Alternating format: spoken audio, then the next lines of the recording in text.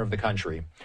Standing by is Jamie Copenhaver. He's here. He's a former sheriff's detective and investigator. Jamie, you and I have talked through protests like this before. You yourself, you've been around these crowds before. How do you prepare when you're working to secure events like this? A lot of good communications taking place prior to this. I would say several weeks leading up to today, Austin. This one particular group, the No Kings Day protest, they're very organized. They have a website.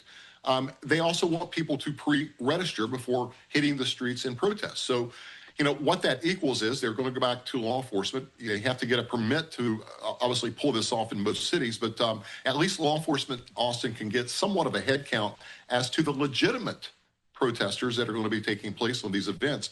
And, you know, this is the third or fourth one that we've seen. Most of them have played out peaceful so far.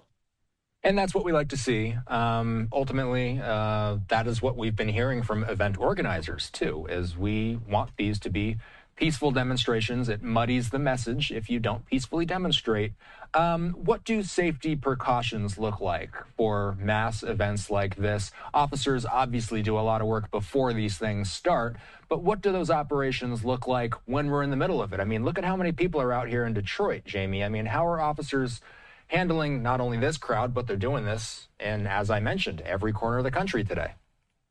Yeah, I mean, law enforcement does an excellent job. I saw a protest in D.C., and I watched a little bit of the one in Minneapolis today. And what they're doing is keeping those protesters cordoned off on a certain street or a certain area of the city. So it's not just taking over the entire city.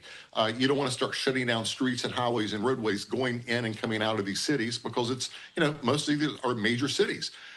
What that entails is a lot of communication is taking place behind the scenes with the event coordinators, if you will, organizers, and they're getting the cooperation from both law enforcement and the protesters. So for everything I've seen, it's been super, super peaceful.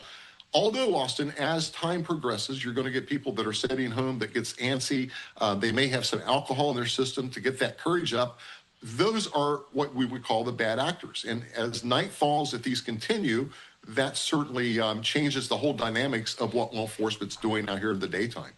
We're getting a live vantage point at a huge crowd in Minnesota. This is the main protest. Obviously, the killings of Alex Preddy and Renee Good are two of the major facets that have led to Minnesota becoming the, for lack of a better word, hub of demonstrations like this. More law enforcement questions for you, Jamie. Who's on the ground at these things? What law enforcement agencies are going to be best equipped to handle these crowds? Are they local guys, SWAT guys, federal guys, a mix of all? You're really and truly going to have a mix of all, but mainly the local police department or sheriff's department, whatever the municipality is going to be taking charge of this protest and the organization of law enforcement. You're going to have intelligence agents that have been working behind the scenes, looking for any chatter for bad actors that may be planning something. More importantly, Austin, you're going to have undercover officers that are within the crowds of these marches, not to spy on the marchers per se, but also to, you know, weed out those bad actors that may be planning to do something outside of the lines of what the organizers have organized here today. So it's a vast all hands on deck, if you will. What you're not seeing is, you know, guys out in riot helmets and you know, these lone batons that we've seen in these heavily unpeaceful protests. It's officers in bike uniforms and their regular uniforms of the day. You don't want to incite the crowd with that type of garb, if you will. So Boston, this is the shot in Boston, I'm being told. We see a Palestinian flag being held at these protests. I've seen American flags, Palestinian flags, in some cases Iranian flags, of course. These demonstrations, last time we were talking about this, it was largely anti-ICE demonstrations. This is more of a protest and a movement against the administration as a whole. A lot of this coming in light of the war in the Middle East. What's the importance of these protesters being able to do what they do, Jamie? I mean, ultimately, you and I, we talk about a lot of the police angles to this, but talk about why it's so important to have police on the ground to ensure that these protesters can exercise their First Amendment right. Well, you hit the nail on the head. I mean, it's their First Amendment right to go out and do this. until it's not, right? We like to say until it's not, meaning, if it becomes unruly or not peaceful, certainly that will be addressed, and those people will be plucked out of the crowd, for the lack of better words. But I've got to tell you, Austin, I mean, the tension in the United States right now is high. We're just coming off of this TSA debacle with the airports. We have the Middle East on fire. And a lot of people are anti any action in Iran. So, we heard Bernie Sanders speak earlier today. He's rallying the crowds up in D.C. So, fortunately, we have the First Amendment, but unfortunately, we have some bad actors that sometimes, they insert themselves in these things, Austin. That's when we start potentially seeing bricks or rocks being thrown. We've seen that in the past. But I've got to give the credit to the organizers of this march. I think it was well planned, well organized, and more importantly, well connected to law enforcement, so the police know what to expect. A live look. I had said that this is Boston, but this is actually, it appears this camera's moving around, but that is Chicago. I recognize some of those buildings. So this is downtown Chicago. It looks like our video journalist on the ground is moving around trying to get a better shot. We still have this live feed from the ground in Minnesota. So this is that large demonstration we were watching from the sky. We have some musical performances going on right now. As the sun starts to go down eventually in some of these cities on the East Coast, Jamie, what added challenge does that pose for officers who are ensuring the safety of these events?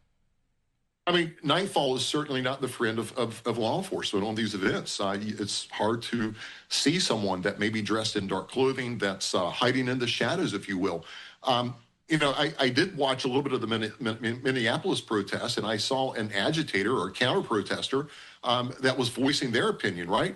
And 2 or 3 of the protesters that were from the No King's Day protest went over, and also they ended up shaking hands and parting ways. So that's what we want to see. But unfortunately, as nightfall falls upon us, people get involved in the alcohol, the liquid courage comes out, and that's when we see the uprising and unpeaceful events, not saying these protesters, but the bad actors. And that's something, law enforcement's on their toes. They're watching that. In support of that, they're going to have potentially aviation units with a light that's going to illuminate that area to help officers identify any potential threats. Any final thoughts, Jamie? Any advice for anybody who either is or might know somebody who's planning to demonstrate later tonight? If you plan to go out to this demonstration, certainly exercise your First Amendment right. But if you see these bad actors out there, find law enforcement and alert them. Here's the deal. If you have a bad actor or a bad apple, if you will, in the dozen, it's going to ruin the whole dozen, right? So, you want to alert law enforcement to anything that doesn't look right. And more importantly, safety. At least have an exit point if you're in these large crowds, because we are in some dangerous times, I think, in the homeland, given the fact we're in this conflict in Iran. Always good to check in, Jamie. Appreciate you. Thanks. Thank you, Austin. All right, it's time for us here at Live Now to take a quick commercial break. Again, a live look at Chicago, where we're seeing some of the crowds of people, not only down on the streets, but they're up on top of those buildings. Of course, you get a view of the entire display when you're up top. We have been keeping an eye not only on Chicago, but also this massive demonstration in Minneapolis as well. We've also heard from a number of speakers today. We heard from Minnesota Governor Tim Walz earlier. We heard from, it looked like we heard from Ilhan Omar recently as well at one of these events. We'll make sure to cue that up so that we can play a little bit of that out in a moment here. But a busy day across the country, and we do expect that we will continue to see images like this as the night goes on. Again, I'm Austin Westfall. The plan here is to continue tracking these demonstrations